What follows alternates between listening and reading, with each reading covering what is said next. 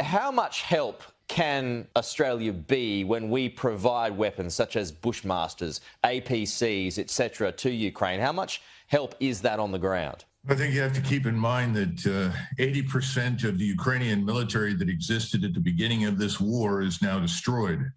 80% of its manpower killed or wounded.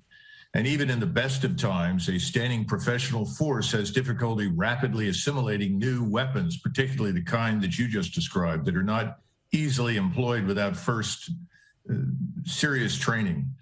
So I would argue that probably not a great deal. Of course, there is a plan, I'm told, in Washington to sustain this conflict indefinitely until the Russians are defeated or we run out of cash. I don't know which.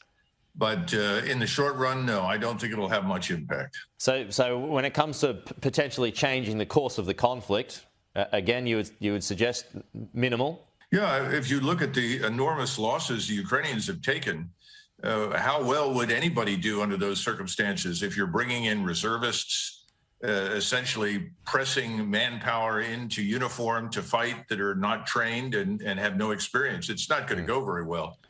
In the meantime, the Russians have withdrawn most of their regular army combat forces, about 70 to 80% of them.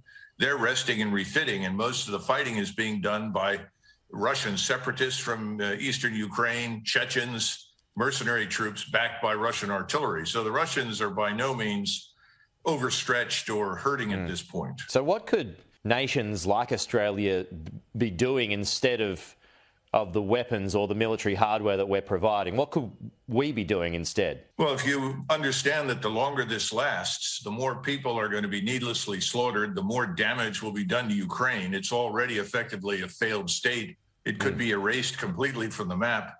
Then I would argue that we need a ceasefire. And Australia should press for that because no one in Washington is going to do it. But I'm hearing from people in Berlin and Paris and those in London who would like to have another no confidence vote and remove Boris Johnson, that there's growing support for just that.